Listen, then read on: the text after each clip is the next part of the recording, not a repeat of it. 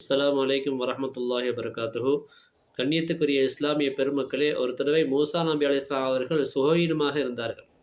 நீண்ட நாட்களாக மருத்துவம் செய்யாமல் அப்படியே நோயிலே இருந்தார்கள். அப்பொழுது அவருடைய கூட்டத்தார்கள் கேட்டார்கள், மூசா நபி அலைஹிஸ்ஸலாம் அவர்களே, நோய் கூடிக்கொண்டே போகிறதே, மருத்துவம் செய்ய வேண்டியதானே என்றார்கள். அதற்கு அவர்கள் சொன்னார்கள், எனக்கு நோயை தருவதும் அல்லாஹ், அதை குணப்படுத்துவதும் அல்லாஹ், அவனே பார்த்துக் கொள்வார், நான் மருந்து செய்ய மாட்டேன் என்றார்கள். ஆனால் நாட்கள் செல்ல செல்ல அப்படி தொடர்ந்து அது என்னவாகிக் கொண்டே போகிறது. நோய் கூடிக்கொண்டே போகிறது. எவ்வளவோ சொல்லியும் அவர்கள் கேட்கவே இல்லை. கடைசியாக அல்லாஹ் அவர்களுக்கு வஹி அறிவிக்கிறான். மூசா நபியே, நோயை தருவதும் குணப்படுத்துவதும் என்னுடைய வேலைதான். ஆனால் அதற்கு மருத்துவத்தை கொண்டுதான் குணமாக வேண்டும் என்று நான் தீர்ப்பு செய்திருக்கிறேன். நான் தீர்வு எழுதியிருக்கிறேன். எனவே என்னுடைய ஹிக்மத்தை நீங்க மாற்ற முற்பட வேண்டாம். மருத்துவம் செய்து கொள்ளுங்கள் என்று சொல்லி அல்லாஹ் தஆலா சொன்னான். அதற்கு பின்னால் அவர்கள் மருத்துவம் செய்தார்கள். அதன் பின்னால் அவர்கள் குணமடைந்து விட்டார்கள்.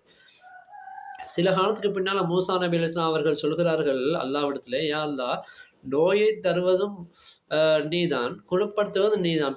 பிறகு எதற்கு மருத்துவர்கள் அப்படின்னு அவர்கள் கேட்டபொழுது அல்லாஹ் தஆலா சொன்னான், அந்த நோயாளி ஷிஃபா ஆகிற வரைக்கும் அல்லது அவருடைய அஜல் முடிகிற வரைக்கும், அவருடைய மௌத்து வரும் வரைக்கும் அந்த வைத்தியர்கள் அந்த நோயாளிகள் மூலமா தான் என்ன செய்கிறார்கள், அவர்களுக்குள்ள ரிஸ்க்கை சாப்பிட்டுக் கொண்டிருக்கிறார்கள் சொல்லி. ஏன்னா ஒரு ஆள் வந்து நோயாளிக்கு மருத்துவம் கொடுக்கின்ற பொழுது அந்த மருத்துவர் ஊதியம் எடுத்துக்கொள்வார், சம்பளம் எடுத்துக்கொள்வார். அதனால மருத்துவருக்கு என்ன கிடைக்குது, சாப்பாட்டுக்குள்ள வழி கிடைக்குது.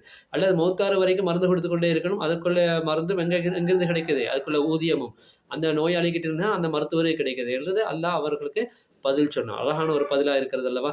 அடுத்து ஒரு நபி அவர்கள் கேட்டார்கள், யா அல்லாஹ், என்னுடைய நோய் இப்படி இருக்கிறது, இதுக்கு நான் என்ன செய்யறதுன்னு கேட்டதுக்கு அல்லாஹ் சொன்னா, முட்டை சாப்பிடுங்கண்ணா.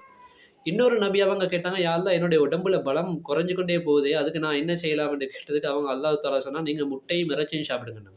அப்போ அல்லாஹ் தஆலா சாப்பாட்டிலேயும் அந்த நோய்க்கு உள்ள மருந்துகளை வைத்திருக்கிறான்.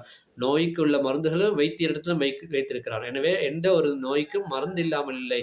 எல்லாம் வல்ல அல்லாஹ் சுப்ஹானஹு வ தஆலா நம் அத்தனை பேரையும் குணப்படுத்த முடியாத நோய்களை விட்டு பாதுகாத்து நம்ம அத்தனை பேரையும் நல்ல உடல் ஆரோக்கியத்தை வாழக்கூடிய பாக்கியத்தை தருவானாக. அஸ்ஸலாமு அலைக்கும் வரஹ்மத்துல்லாஹி வபரகாத்துஹு.